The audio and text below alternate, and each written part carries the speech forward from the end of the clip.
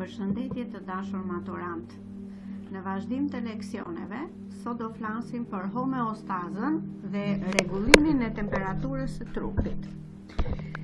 Çfarë do të sqarojmë në fillim? Do të sqarojmë çfarë është procesi i homeostazës. Ky proces është procesi i ruajtjes së mjedisit të brendshëm të organizmit në parametra normal. Disa procese fiziologjike që kontrollohen nëpërmjet procesit të homeostazës janë temperatura e brendshme e trupit, pH-i i gjakut, potenciali ujor i gjakut e të tjerë. Shumë parametra të tjerë, duke përfshirë dhe këto që përmendëm, kontrollohen pikërisht nëpërmjet procesit të homeostazës.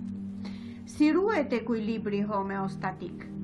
Ky ekuilibër homeostatik ruhet nëpërmjet përdorimit të një mekanizmi shumë të rëndësishëm që është mekanizmi feedback negativ. Ky mekanizëm përfshin një receptor dhe një efektor. Si receptor ose këto receptor dërgojnë informacion në sistemin nervor në një qendër kontrolli që ndodhet në tru dhe në palcën kurrizore. Kontrolli qendror udhëzon një efektor për të kryer veprimin i cili quhet produkt. Duke ju referuar pikërisht kësaj pjese, themi do të flasim për procesin e termorregullimit. Çfarë është termorregullimi? Termorregullimi është kontrolli i temperaturës së trupit. Hipotalamusi është qendra e kontrollit për temperaturën e trupit dhe ai shërben si termostat i trupit. Hipotalamusi e bën këtë nëpërmjet disa qelizave që quhen qeliza termoreceptore, që monitorojnë në mënyrë të vazhdueshme temperaturën e gjakut që qarkullon në organizëm. Si ndodh pikërisht? Hipotalamusi është një gjendër që ndodhet në trurin e ndërmjetëm dhe merr nëpërmjet termoreceptorëve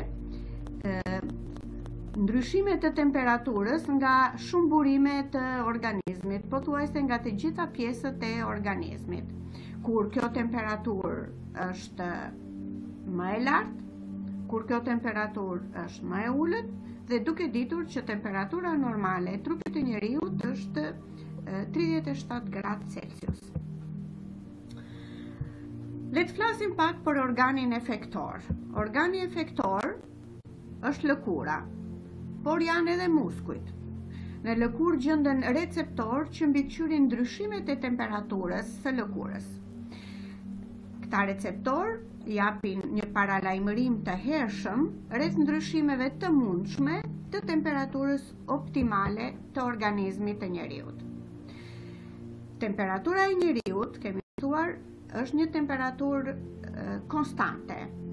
Dhe njerëzit futen tek ato gjallësa që quhen gjallësa me gjak të ngrohtë, dhe kjo temperaturë është 37 gradë Celsius.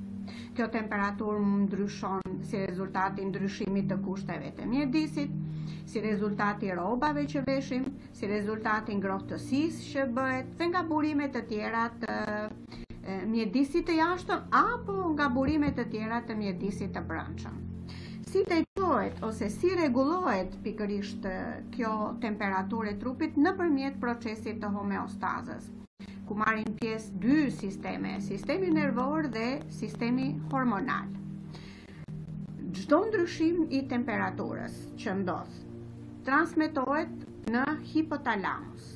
Hipotalamusi dërgon impulse nervore nëpërmjet neuroneve lëvizore, të cilët bëjnë të mundur që këto impulse të shkojnë drejt një organi efektor, i cili do të përgjigjet për të ruajtur pikërisht balancën e temperaturës optimale në organizmin e njeriut. Duke ju referuar asaj që thash në fillim, themi që si ndodh ose cili është mekanizmi feedback negativ i rregullimit të temperaturës së trupit. Këtë e kam paraqitur në një skemë të tillë për të treguar feedbacku negativ të rregullimit të kësaj temperature. Marrim në fillim kur temperatura e trupit rritet dhe për të mbajtur në normë këtë temperaturë të trupit që rritet, lajmin e parë e merr hipotalamusi. Hipotalamusi, pasi kap pikërisht këtë ndryshim të temperaturës së trupit, pra mbi temperaturën që është normale 37 gradë Celsius, nëpërmjet neuroneve lëvizore, dërgon impulse pikërisht tek organi efektor që është pjesa e lëkurës. Çfarë ndodh ose si reagon organi efektor për të ruajtur pikërisht këtë temperaturë normale të trupit? Enët e gjakut zgjerohen. Duke u zgjeruar enët e gjakut, dalin më në sipërfaqe të lëkurës. Qimet e lëkurës mbesin të shtrira si rezultati i lëshimit të muskujve që nxisin pikërisht këto qime. Sekretohet djers, e cila freskon organizmin dhe lejon pikërisht në mënyrë të tillë që temperatura e trupit të normalizohet. Çfarë ndodh kur temperatura e trupit ulet? Përsëri nxitjen e marrin termoreceptorët, që ndodhen në hipotalamus. Këta termoreceptor përsëri nëpërmjet neuroneve lëvizore ja përcjellin organit efektor që përsëri është pjesa e lëkurës. Çfarë ndodh? Enët e gjakut fillojnë të ngushtohen. Duke u ngushtuar enët e gjakut, fillojnë edhe të kemi dhe dridhje të muskujve në mënyrë të tillë që të prodhojnë sa më shumë energji për të çuar temperaturën e trupit në normë. Nga ana tjetër, qimet fillojnë të ngrihen përpjet dhe në këtë mënyrë temperatura vete përsëri në normë. Nuk kemi djers në këtë rast dhe në këtë mënyrë temperatura vete.